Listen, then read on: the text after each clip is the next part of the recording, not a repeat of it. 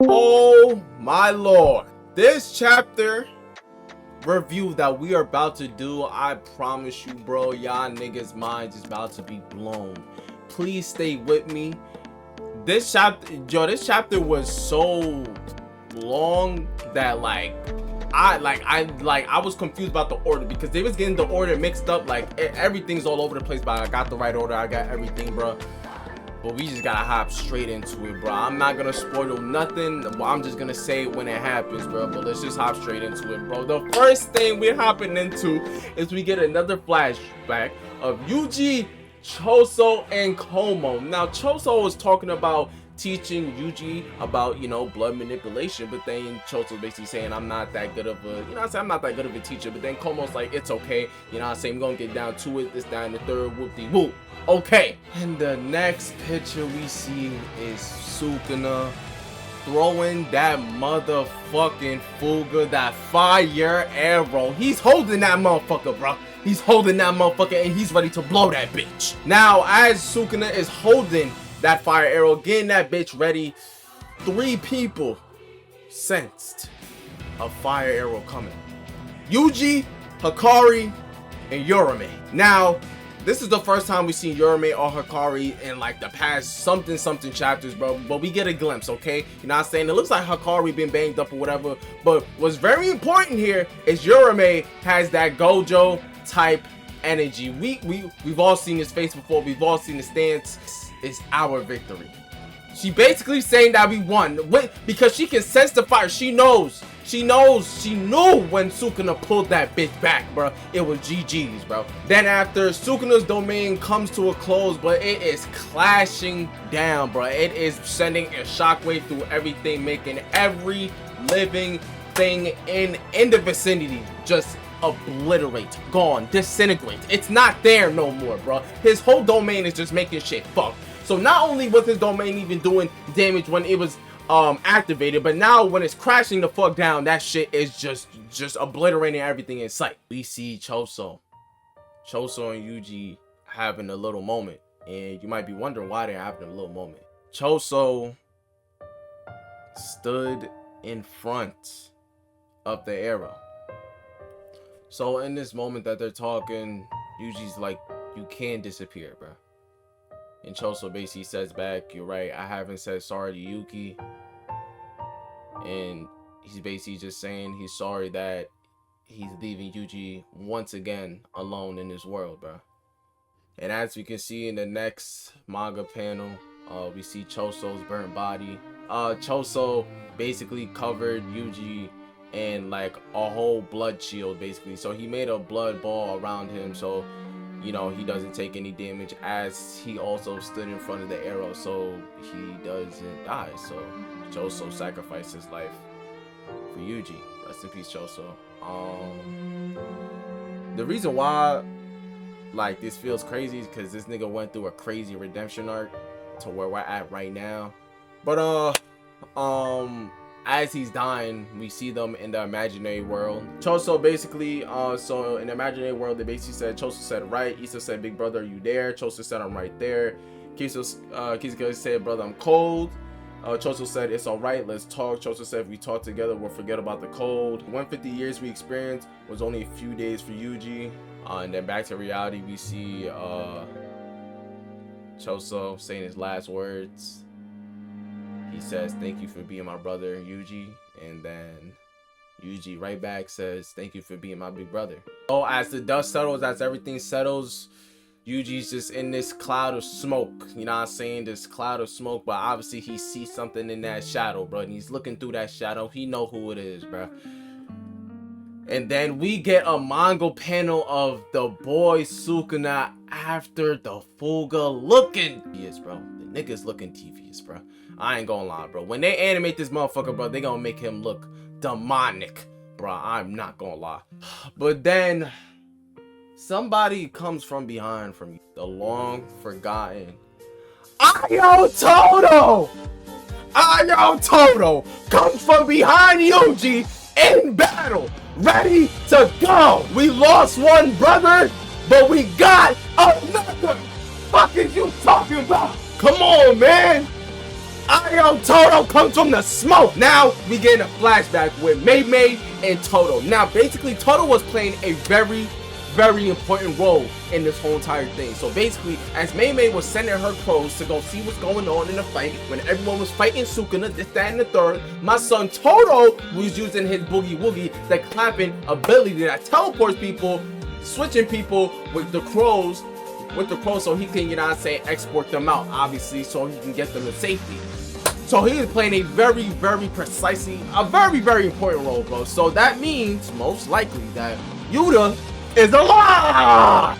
You know what I'm saying? One of the goats is still alive. Maki is most likely still alive. A lot of people are still alive. Like, come on now. Like, come on now. We're cooking. We're cooking. Also, Todo was talking to Mei Mei saying, please don't tell Yuji that I'm here. You know what I'm saying? He wanted to keep it secret because, you know, he was planning something. He was planning on doing something. He didn't want Yuji to have to worry or maybe just have to, you know what I'm saying, have to really rely on Todo because, you know what I'm saying, anything could have happened. So he just didn't want Yuji to know. But Yuji now knows. Yuji now knows.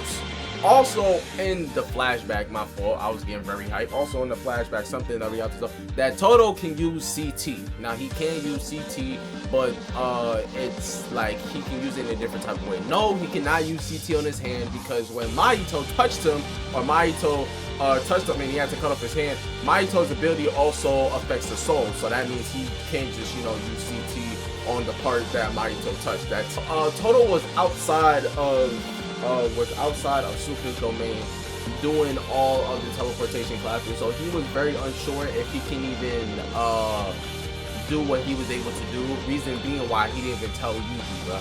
So you know, back into the fight now. Todo basically screams to Yuji like, hey, I'm sorry I did not tell you about this, but they are, you know, they're probably alive. And he's talking about, you know, all the niggas that they find, all the sorcerers. He's like, they're probably alive because he does not, you know what I'm saying, he generally doesn't know.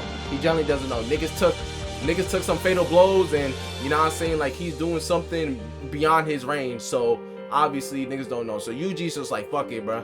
Fuck it, bro. You know what I'm saying? We just got a box. We just got a box at this point. So he gets his resolve back, and as he does, we get another final showdown. Todo and Yuji walking up to the great Sukuna Ryomen. Now, something to take in here. This is a side note that Sukuna can't properly use his RTT. He just can't properly use it. But I'm not going to count Sukuna out at all just because he popped domain and used Fuga and might be on his last legs again. Because let's be honest, there's obviously something that's still at play that can shift the momentum every single time. Y'all know what that is. Y'all know what that is. The Black Flash. I'm not gonna count Sukuna out. I do not care.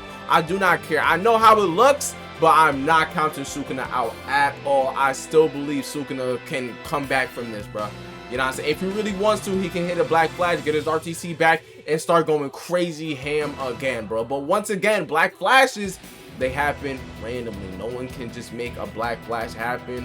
As locked in as you may be, a Black Flash may not even come, bro. So if the, you know what I'm saying, bro, if the JJK gods or Gay wants to bless this nigga with a Black Flash, not even the JJK gods, if Gay wants to bless this nigga with a black, you know what I'm saying, a Black Flash, he literally can. But right now, bro, it is the final standoff, bro. And I'm not gonna lie, like I said before, rest in peace Choso.